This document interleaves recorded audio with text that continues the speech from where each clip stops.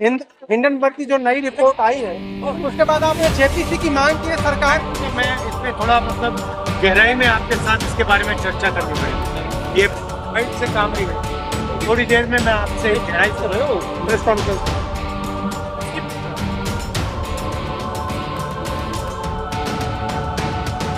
नमस्कार दोस्तों, कैसे हैं आप सब। आशा करता हूं आप सभी सुखी व स्वस्थ होंगे।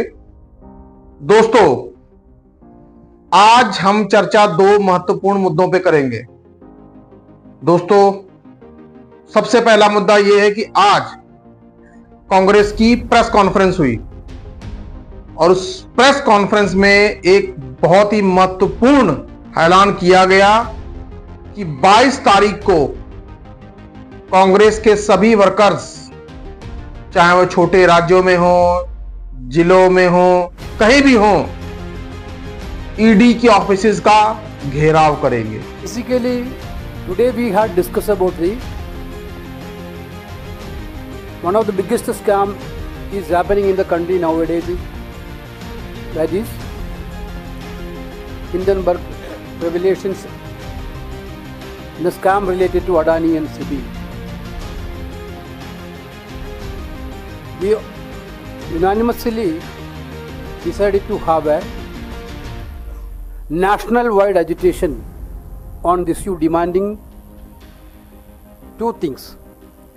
One is a JPC inquiry on Adani Mecca scam, in which the Prime Minister is fully involved and in which the financial market regulation has now been found to have been severely compromised. Honorable Congress President and Rahul Gandhi ji already put forward their view very strongly today. The meeting of the General Secretaries and in charges and PCC President unanimously supported that view, and we have adopted that there will be a massive national level agitation on 22nd of August throughout the country. In state headquarters, we will gherav the Enforcement Directorate office. Thousands of Congress workers will gherav the ED office in each state capital on 22nd, demanding these two issues. One is SEBI chairman has to be removed from that position. The person who have no credibility at all cannot continue as a SEBI chairperson. Number two, there should be a JPC inquiry on this mega scam. This is the one issue we had discussed. Press conference में एक मुद्दा और था, वो था सेबी प्रमुख माधवी बुच के मामले में जेपीसी जांच। दोस्तों, कांग्रेस की तरफ से आज एक प्रेस कॉन्फ्रेंस की गई जिसमें जयराम रमेश और केसी वेणुगोपाल, और ब्रीफिंग में यह बताया गया कि एक कांग्रेस की आज एक बैठक हुई, कांग्रेस की एक हाई लेवल मीटिंग हुई जिसमें राहुल गांधी समेत बड़े बड़े लीडर्स शामिल हुए, और उस बैठक में यह फैसला लिया गया कि कांग्रेस के द्वारा 22 अगस्त को कांग्रेस के कार्यकर्ताओं द्वारा ईडी के दफ्तरों का घेराव किया जाएगा। दोस्तों, ऐसा इसलिए कि ईडी हमेशा विपक्ष को ही टारगेट करती है, विपक्ष के नेताओं को निशाने पर लेती है, चाहे वो आम आदमी पार्टी हो, चाहे वो झारखंड मुक्ति मोर्चा के हेमंत सोरेन हो। ऐसे कई सारे नेता जिनको केसों में फंसाकर जेलों में बंद किया गया, कुछ तो जेल में अभी भी बंद हैं, जैसे आम आदमी पार्टी के अरविंद केजरीवाल। कांग्रेस का यह सवाल है कि ईडी आखिरकार सेबी के ऊपर कार्रवाई क्यों नहीं कर रही, सेबी की जांच क्यों नहीं कर रही। दोस्तों, दूसरा मुद्दा उन्होंने उठाया जेपीसी डिमांड। जेपीसी का मतलब होता है joint parliamentary committee. Joint parliamentary committee की जांच माधवी बुच के मामले में सरकार क्यों नहीं करवा रही, ये कांग्रेस के आज दो सवाल थे। दोस्तों, एक महत्वपूर्ण बात आपसे और कहना चाहूंगा कि 11 अगस्त को सेबी के द्वारा एक रिपोर्ट प्रकाशित हुई।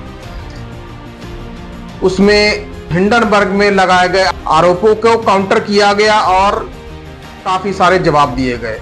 लेकिन हैरानी वाली बात यह है दोस्तों कि उस रिपोर्ट पे किसी के हस्ताक्षर ही नहीं है, उस रिपोर्ट पे किसी की ऑथेंटिसिटी है ही नहीं कि आखिरकार वो रिपोर्ट किसके द्वारा अधिकृत है, कौन अधिकृत है जिसने ये रिपोर्ट बनाकर भेजी है।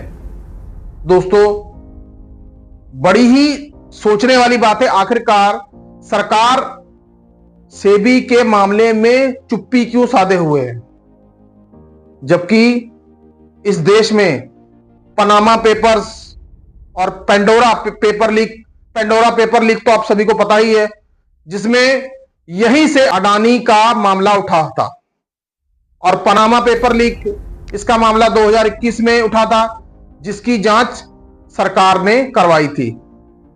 दोस्तों जब इन मामलों की जांच की जा सकती है तो आखिरकार सेबी प्रमुख के मामले की जांच क्यों नहीं। दोस्तों सरकार इस मामले में पूरी तरह से चुप्पी साधे हुए है। सरकार की चुप्पी किसी अच्छे संकेत की ओर इशारा नहीं कर रही है। दोस्तों हिंडनबर्ग की रिपोर्ट सामने आती है और सरकार उसके ऊपर कोई भी स्टैंड नहीं लेती। और मजे की बात तो यह है कि इस पर प्रेस कॉन्फ्रेंस बीजेपी करती है और राहुल गांधी को निशाना बनाया जाता है। राहुल गांधी देशद्रोही है, राहुल गांधी ये है, राहुल गांधी वो है। कांग्रेस पार्टी या विपक्षी दल देश में आर्थिक अस्थिरता पैदा करना चाहते हैं।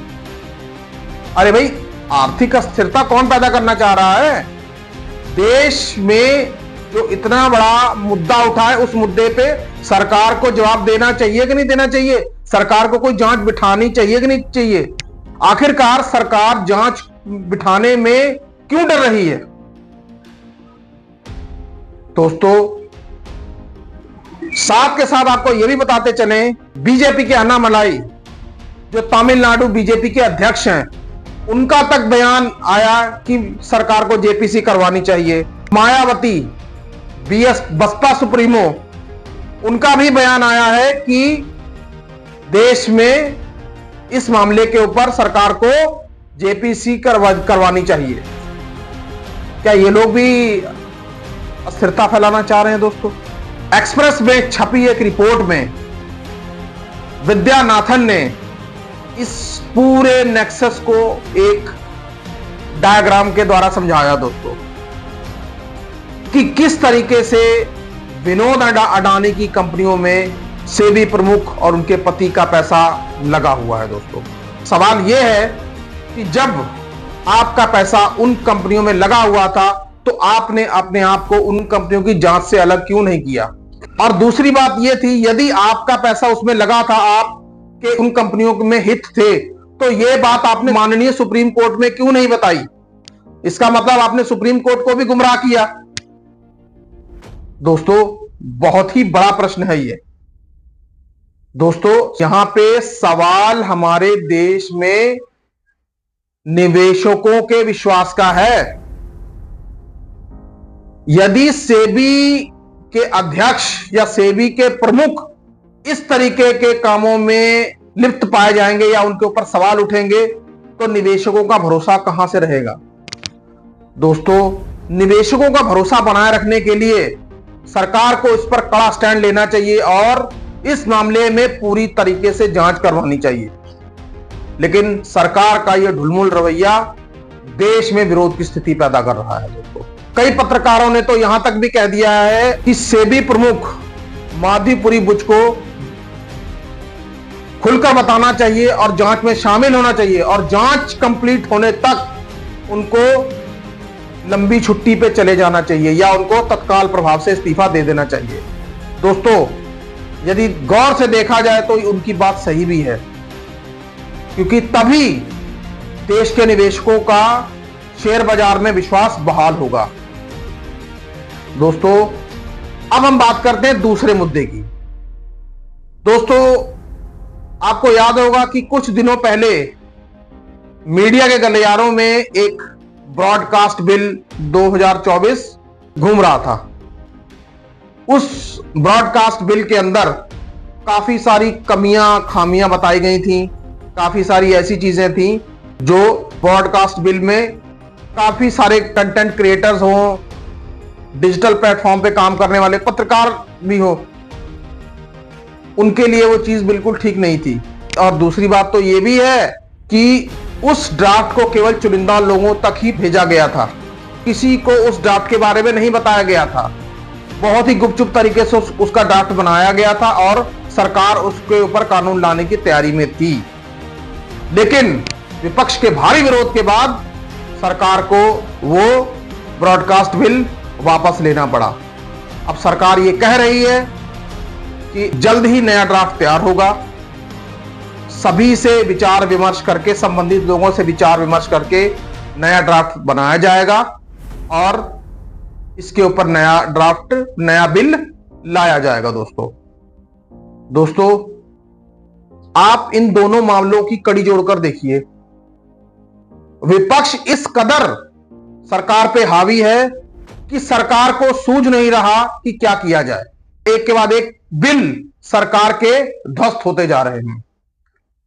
दोस्तों क्या कभी ऐसा पहले हुआ था? नहीं हुआ था। 2014 या 2019 में तब विपक्ष था ही नहीं। अब विपक्ष है विरोध करने के लिए, यानी कि अब जनता की आवाज बुलंद करने वाला विपक्ष मौजूद है। और विपक्ष का नेता कौन? राहुल गांधी। राहुल गांधी के नेतृत्व में विपक्ष के अंदर एक अजीब सी जान आ गई है, अजीब सी स्फूर्ति आ गई है कि सरकार का डटकर मुकाबला करने के लिए सभी खड़े हो गए हैं।